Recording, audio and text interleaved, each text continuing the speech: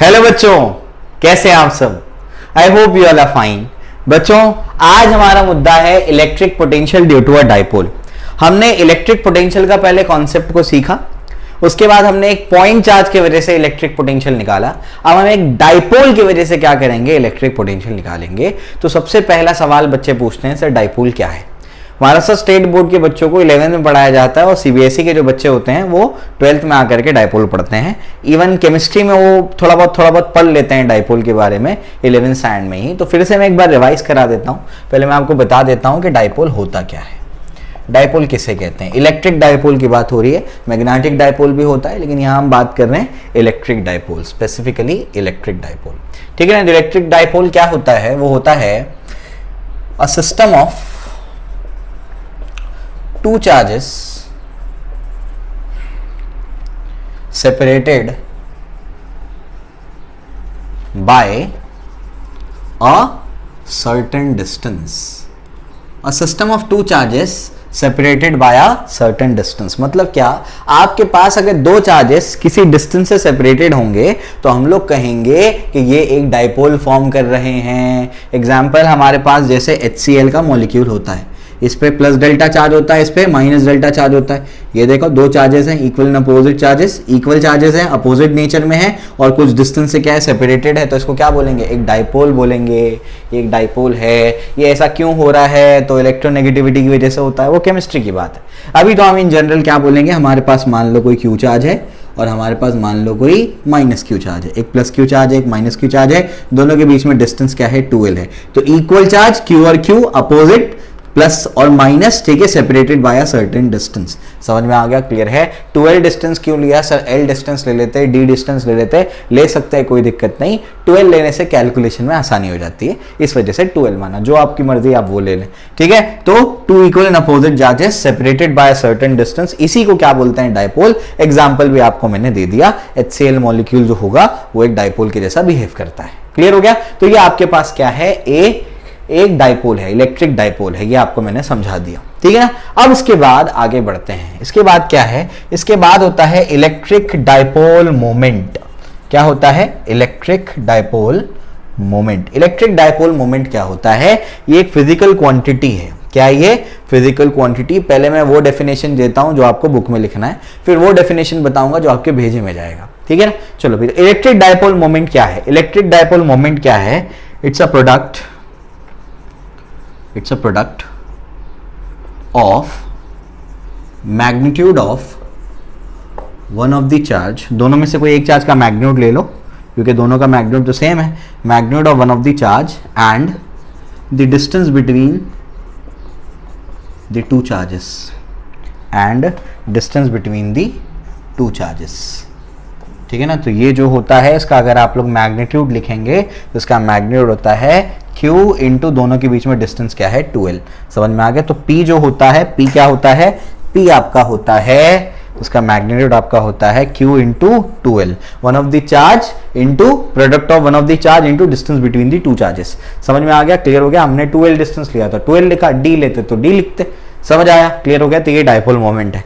ये तो वो डेफिनेशन है जो आपको एग्जाम में लिखना है, जो आपको भी मैथमेटिकली काम आएगा। वो डेफिनेशन बताता हूं मैं, वो मतलब बताता हूं डाइपोल मोमेंट का, जो एक्चुअली ये रिप्रेजेंट करता है। ये क्या रिप्रेजेंट करता है, डाइपोल मोमेंट क्यों बनाया गया। डाइपोल मोमेंट आपको बताता है कि कोई भी आपका डाइपोल होगा, system of two charges separated by certain distance, वो कितने स्ट्रेंथ की मैग्नेटिक फील्ड बनाएगा, ये इसके बारे में आपको अंदाजा देता है। समझ आ रहा है क्या बोल रहा हूं मैं। तो इलेक्ट्रिक डाइपोल मोमेंट क्या बताता है, strength of electric field, strength of क्या, electric field produced by a dipole. एक डाइपोल कितने स्ट्रेंथ की इलेक्ट्रिक फील्ड प्रोड्यूस करता है, इसके बारे में आपको आइडिया देता है। बात समझ में आ गई। वेक्टर क्वांटिटी है, वेक्टर क्वांटिटी है तो उसका डायरेक्शन होगा, इसका डायरेक्शन होता है माइनस से प्लस चार्ज की तरफ, नेगेटिव से पॉजिटिव की तरफ। ये P बार का डायरेक्शन है, ध्यान रखिएगा। समझ आ रहा है क्या बोल रहा हूं मैं, क्लियर है। और इसका जो SI यूनिट बनेगा, बताओ SI यूनिट क्या बनेगा, बनाओ जल्दी से। SI यूनिट बनेगा इसका कूलम, और 12 तो लेंथ है तो उसका मीटर, कूलम मीटर। समझ में आया, क्लियर है। या फिर डिबाई भी इस्तेमाल होता है कभी कभी, डिबाई, ठीक है। क्लियर हो गया, समझ में आ रही बात। तो कूलम मीटर हो गया या फिर क्या हो गया आपका डिबाय हो गया। ठीक है, तो ये इसका यूनिट हो गया। डायमेंशन आप लोग खुद से लिख लीजिएगा। ठीक है, तो आई होप आपको समझ में आ गया है डायपोल क्या है और डायपोल मोमेंट किसे कहते हैं। बताओ डायपोल क्या होता है, क्या होता है डायपोल? डायपोल होता है two equal and opposite charges separated by a certain distance. ठीक है, और डायपोल मोमेंट क्या है? Q into 2L, one of the charge into distance between the two charges, दोनों के प्रोडक्ट को क्या कहते हैं? डायपोल मोमेंट कहते हैं। डायपोल मोमेंट बताता क्या है?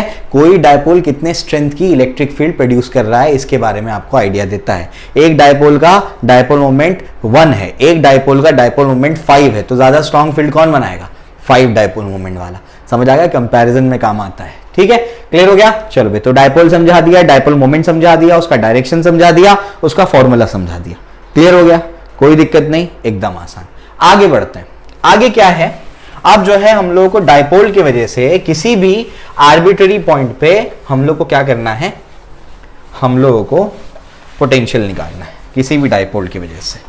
ठीक है, इलेक्ट्रिक फील्ड के बारे में डिस्कशन हुआ 11th स्टैंडर्ड में, तो अभी पोटेंशियल के बारे में डिस्कशन हो रहा है। ठीक है, चलो आ जाओ। तो पहले कुछ चीज़ें बता दूं कि जैसे अगर हमारे पास ये प्लस क्यू चार्ज है और ये अपने पास क्या है? माइनस क्यू चार्ज है, तो ये जो लाइन है ना, ये लाइन है, इसको बोलते हैं एक्सियल लाइन। समझ में आ गया क्या बोलते हैं? Axial line. और अगर ये प्लेन कंसिडर करेंगे तो बोलेंगे एक्सियल प्लेन।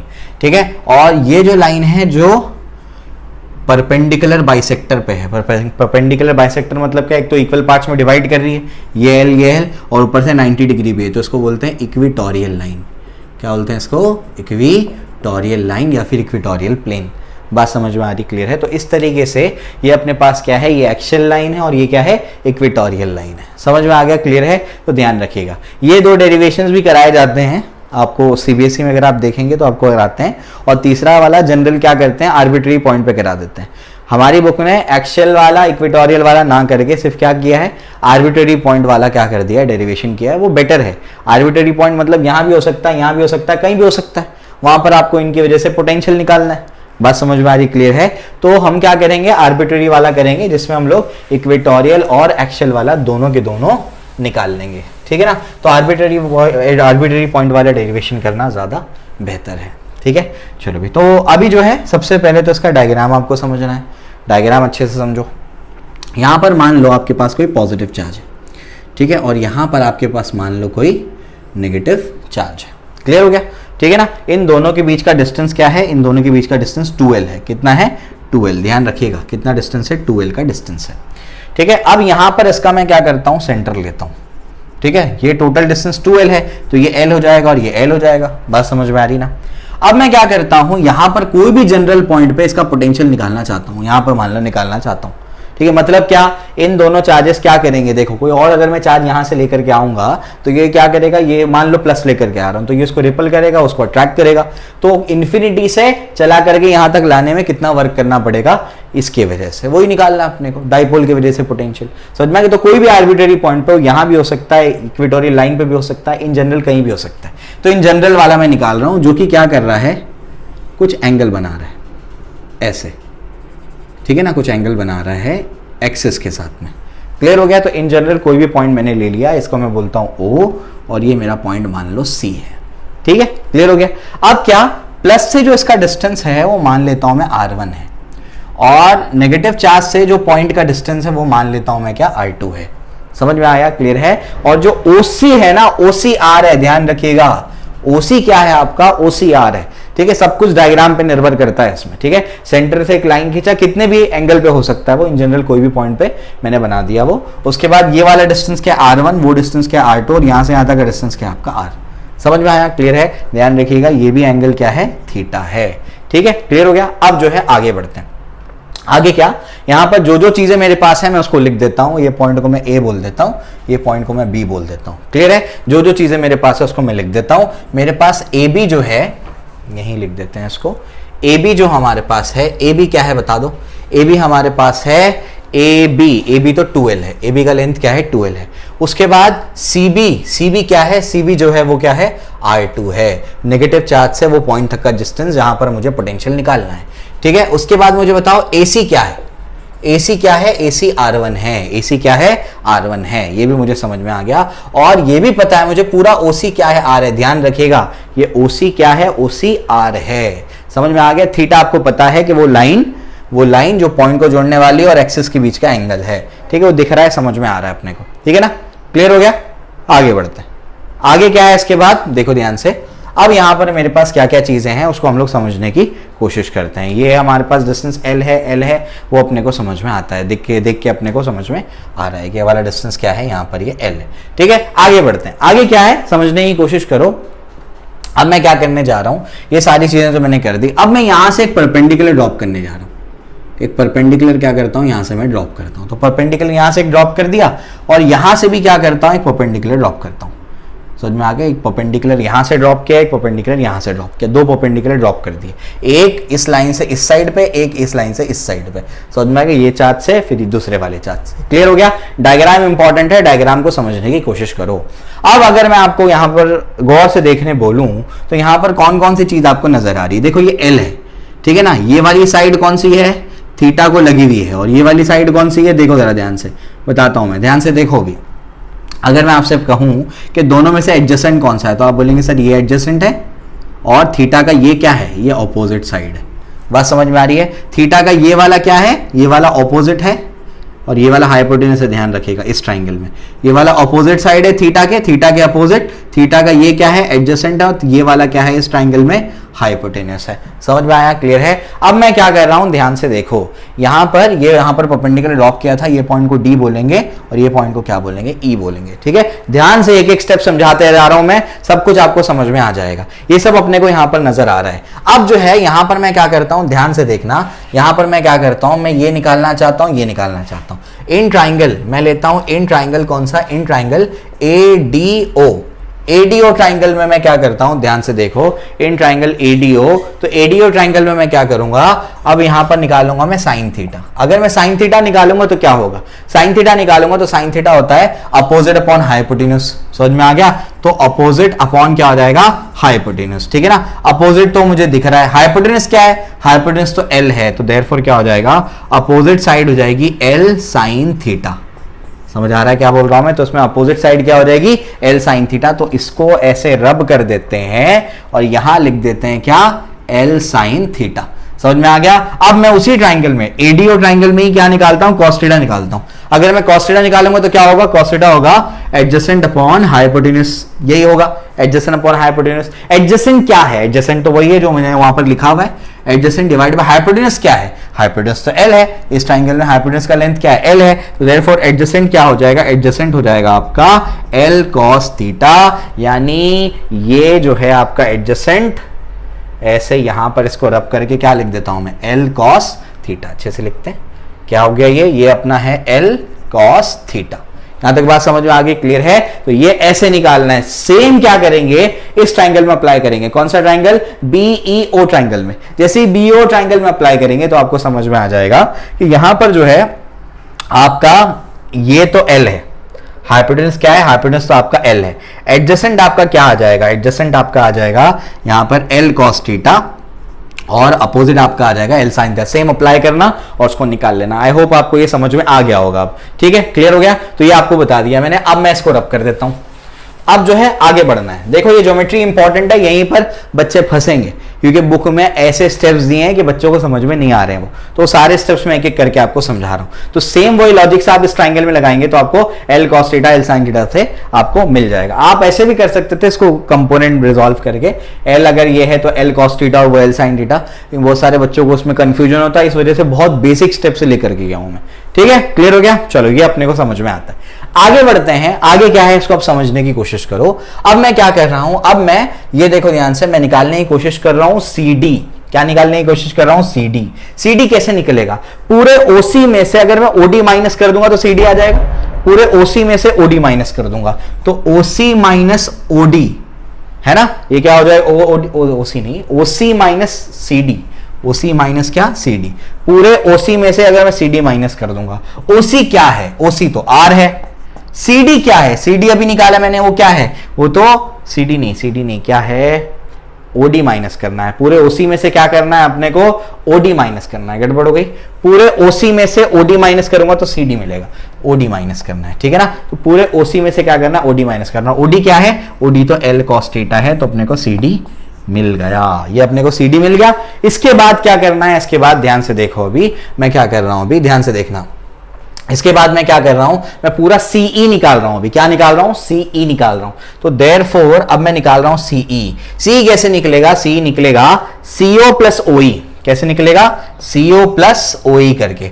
तो सीओ प्लस ओई कर देंगे तो क्या मिल जाएगा अपने को, सीई मिल जाएगा। सीओ क्या है, सीओ अपने पास ये पूरा यहां से यहां तक का क्या है, देखो सीओ तो अपने पास क्या है आर, प्लस ओई क्या है, ओई तो एल कॉस थीटा है, तो ये भी मुझे मिल गया सीई। सी मुझे क्या मिला, सी मुझे मिला एल कॉस थीटा। समझ में आया, क्लियर है। तो इस तरीके से ये मैंने क्या कर दिया, यहां पर निकाल लिया, क्लियर हो गया, ठीक है ना। तो ये मुझे मिल गया ये वाला पार्ट, ये वाला पार्ट क्या मिला, सीडी क्या मिला, सीडी मुझे मिला R minus L cos theta.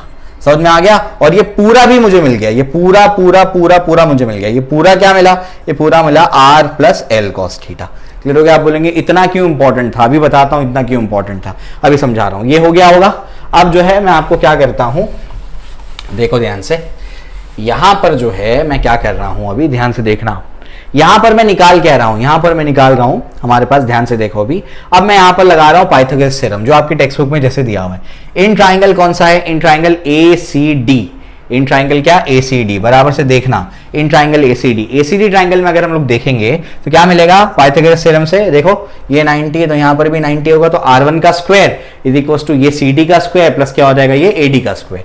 R1 का square is equal to CD का स्क्वायर प्लस क्या हो जाएगा, AD का स्क्वायर। लेकिन CD क्या मिला, अभी देखा हमने, R minus L cos theta, तो R minus L cos theta the whole square, plus AD क्या मिला, AD हमारे पास तो L साइन थीटा है, तो L sine theta the whole square. समझ में आ गया, क्लियर हो गया। इसको ओपन करो तो क्या हो जाएगा, are square minus 2RL cos theta plus क्या हो जाएगा, L square cos square theta plus क्या हो जाएगा, L square sine square theta. समझ में आ गया। यहां पर अगर आप गौर से देखेंगे तो एल स्क्वायर को कॉमन ले लेंगे, अंदर क्या बच जाएगा, cos square theta plus sine square theta, क्या होता है, 1 होता है। तो R square minus 2RL cos theta plus क्या हो जाएगा, ये आपका 1 एल स्क्वायर हो जाएगा, है ना। एल स्क्वायर अंदर क्या हो जाएगा, 1 हो जाएगा। तो ये आपको क्या मिल रहा है, R1 का स्क्वायर मिल रहा है। बात समझ में आ रही, क्लियर है। इसको भी यहीं तक रखना है क्योंकि मुझे आगे क्या करना है, उसको यूज करना है। सिमिलरली अब मैं क्या करूंगा, दूसरा ट्राइंगल लूंगा। ये सारे स्टेप्स आपको टेक्स्ट बुक में नहीं मिलेंगे, एक एक स्टेप डिटेल में बता रहा हूं मैं, ठीक है ना। सिमिलरली अब मैं क्या कर रहा हूं, सिमिलरली इन ट्राइंगल, कौन सा ट्राइंगल ले रहा हूं मैं, इन ट्राइंगल CEB, देखो 90 दिख रहा है, तो इन ट्राइंगल क्या, CEB ट्राइंगल जो हमारा है, CEB ट्राइंगल जो हमारा है, इसमें क्या होगा, इसमें देखो अपोज हाइपोटेनस क्या है, R2, तो R2 का स्क्वायर इज इक्वल टू क्या हो जाएगा, ये वाली साइड क्या है, CE एक साइड है जो कि क्या है, R plus L cos theta the whole square plus क्या हो जाएगा, दूसरा क्या है, एल साइन थीटा, तो जाएगा L sine theta the whole square. समझ में आया, क्लियर है। तो देयरफॉर क्या हो जाएगा, R2 square is equal to, same वही कहानी, आप लोग क्या करोगे, कॉस स्क्वायर थीटा को कॉमन लोगे तो अंदर क्या बच जाएगा, यहां पर बचेगा R square plus 2RL cos theta plus L square. समझ में आ गया। सिमिलर लाइंस पे आप लोग उसको देख सकते हो, उसको 1 दे देने का, इसको 2 दे देने का। क्लियर हो गया, यहां तक समझ में आ गया। तो ये तो आपको मैंने भी समझा दिया कि कैसे कैसे क्या क्या इसमें अपने को करना है, ठीक है। तो ये सारी चीजें आपको समझ में आ गई। यहां पर आपको आप गड़बड़ करते हो तो यहां तक के पूरे स्टेप्स मैंने आपको क्या कर दिए, समझा दिए। आगे क्या स्टेप्स हैं अभी मैं आपको बता रहा हूं, मैं डायग्राम फिर से बनाऊंगा, ये चीजें मैं लिख करके भी रख दूंगा, ठीक है। चलो इसको मैं रब करता हूं। आई होप मैंने एक एक चीज क्लियर बताई है यहां तक कि क्या आई कहां से, ठीक है। बुक में कुछ एक्सप्लेन नहीं किया है, बहुत बच्चों को कंफ्यूजन हो रहा है और कोई करा भी नहीं रहा है उसको। शॉर्ट तरीका अगर कराना है तो मैं तो बहुत शॉर्ट तरीके से उसको करा सकता हूँ, लेकिन टेक्स्ट बुक के स्टेप्स मुझे समझाने हैं क्योंकि मार्क्स आपको उसी पे मिलने वाले हैं, वही देख करके आपको मार्क्स दिए जाएंगे। तो ऊपर मैं लिख करके भी रख देता हूँ, R1 square is equal to क्या है, R square plus L square minus 2RL cos theta, ये R1 स्क्वायर आपको मिला है।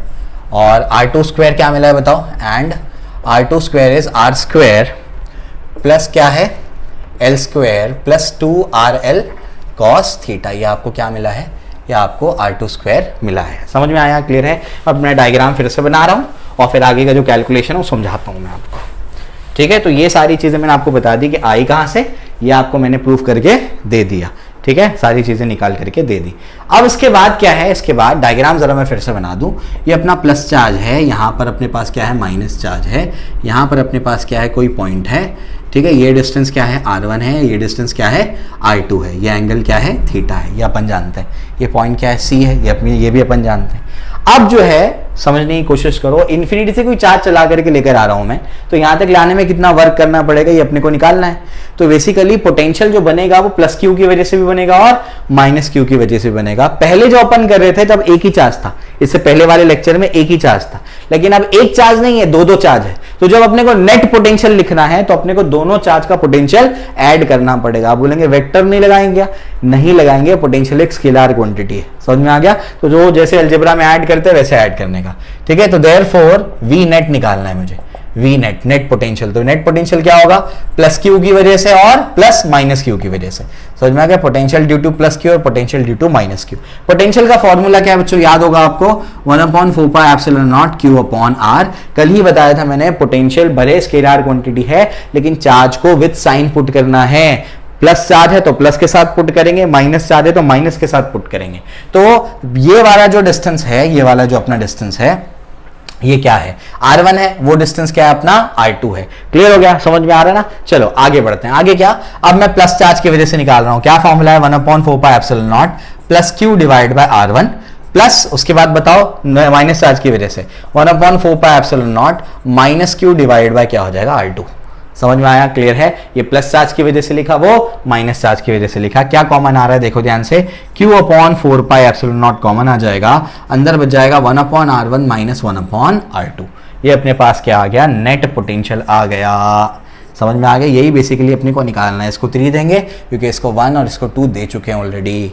समझ में आया, क्लियर है। तो इस तरीके से अपने को अब क्या चाहिए, अपने को 1/r1 चाहिए और 1/r2 चाहिए, जो अपन वहां से निकालेंगे और इधर पे सब्स्टिट्यूट करेंगे।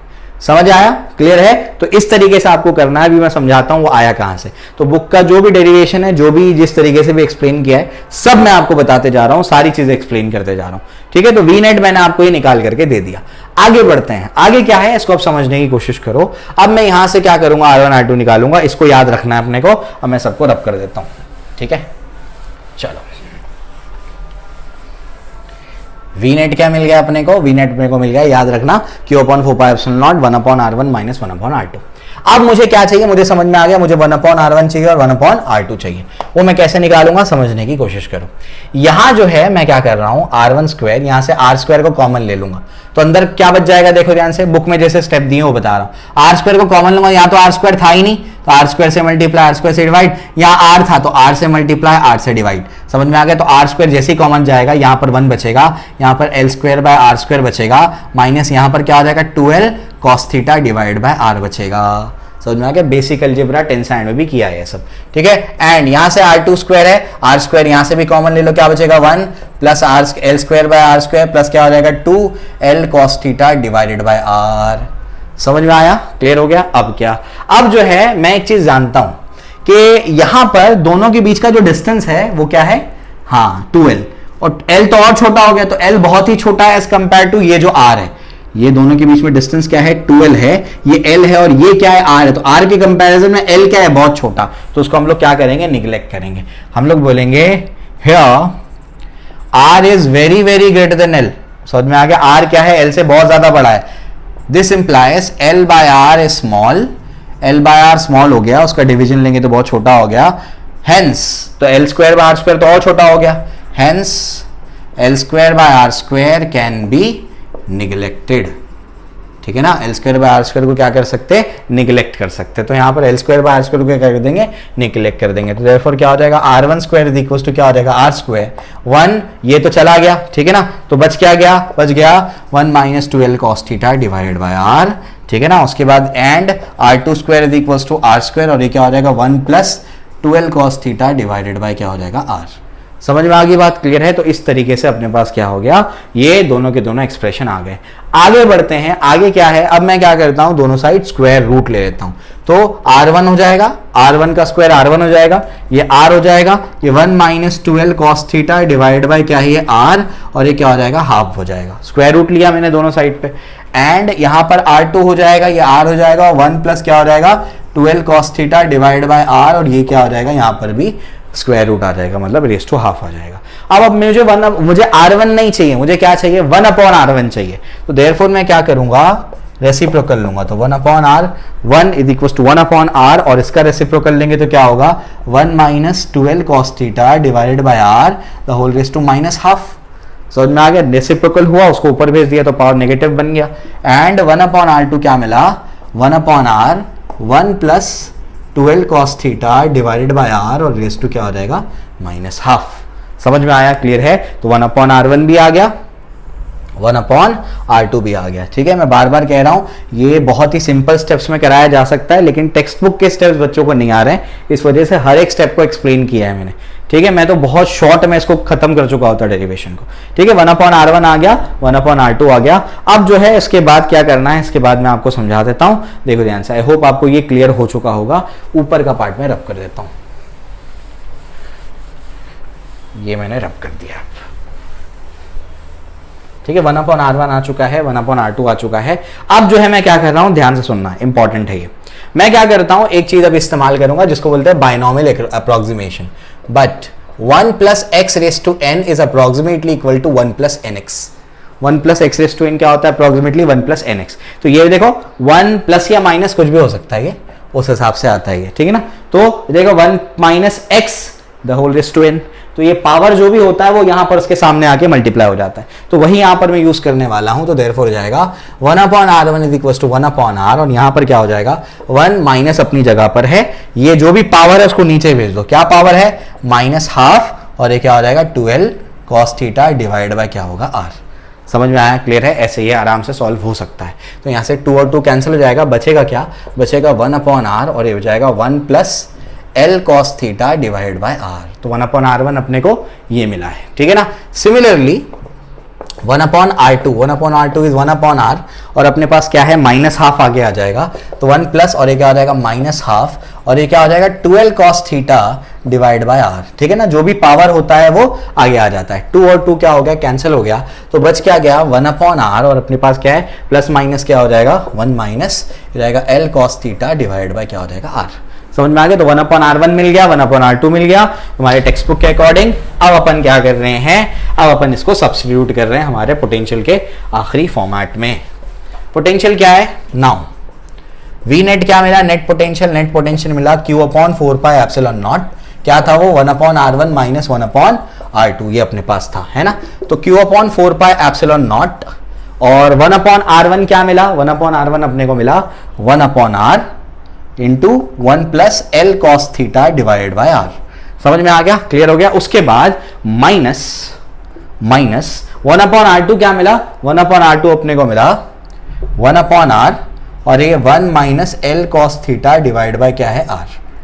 ठीक है, क्लियर हो गया, यहां तक अपने को बात समझ में आती है। अब मैं क्या कर रहा हूं, ऊपर वाले पार्ट को रब कर देता हूं और इसको सॉल्व करता हूं।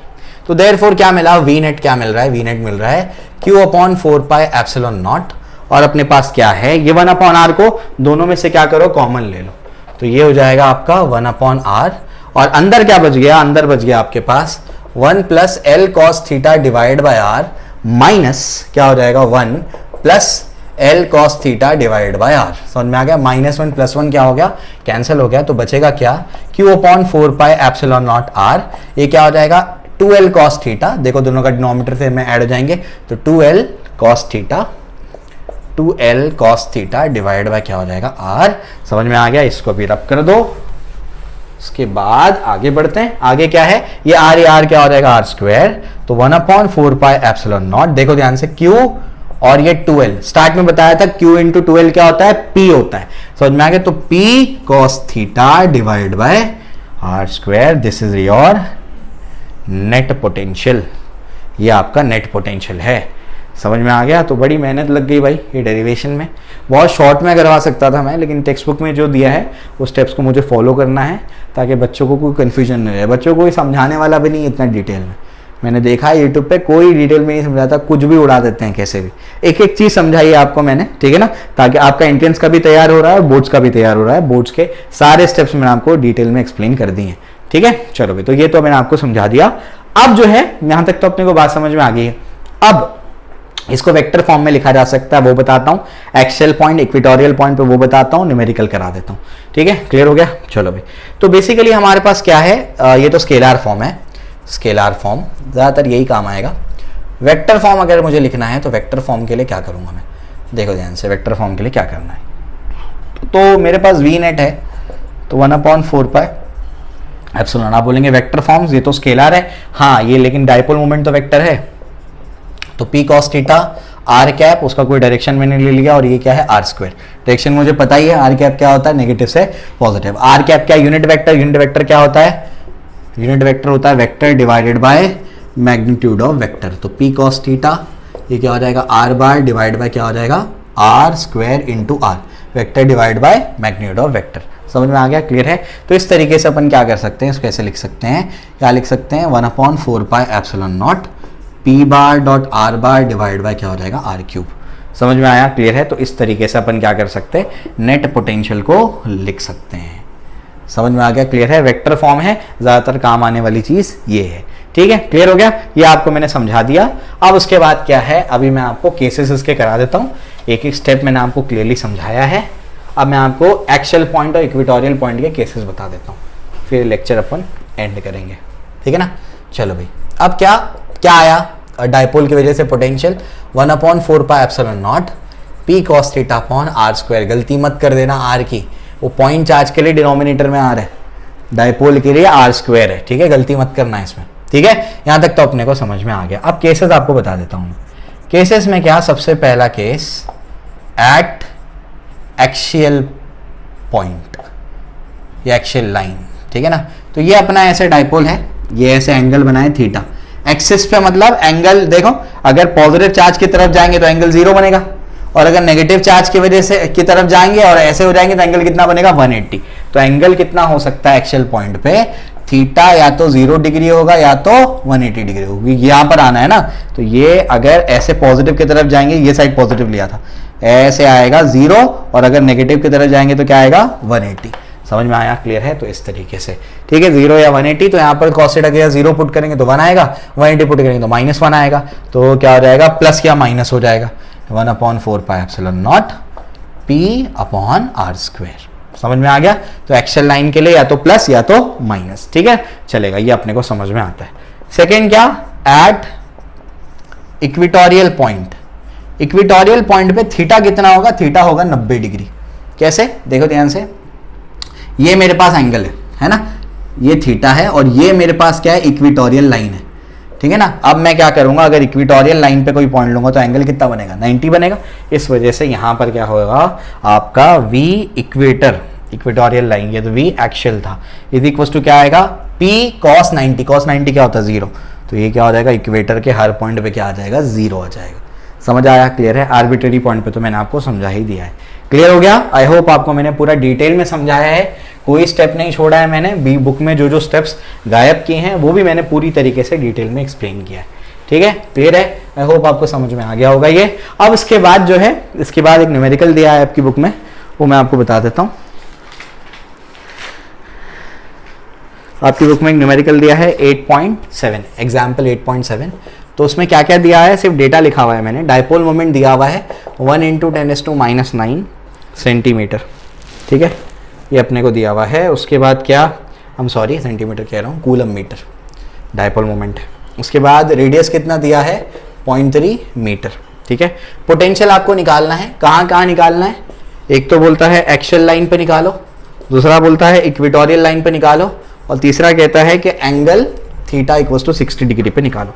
समझ में आ गया। तीनों केसेस में इन जनरल अपन ने निकाल लिया है ना पोटेंशियल ड्यू टू डाइपोल, तो तीनों केसेस में फॉर्मूला तो एक ही लगेगा।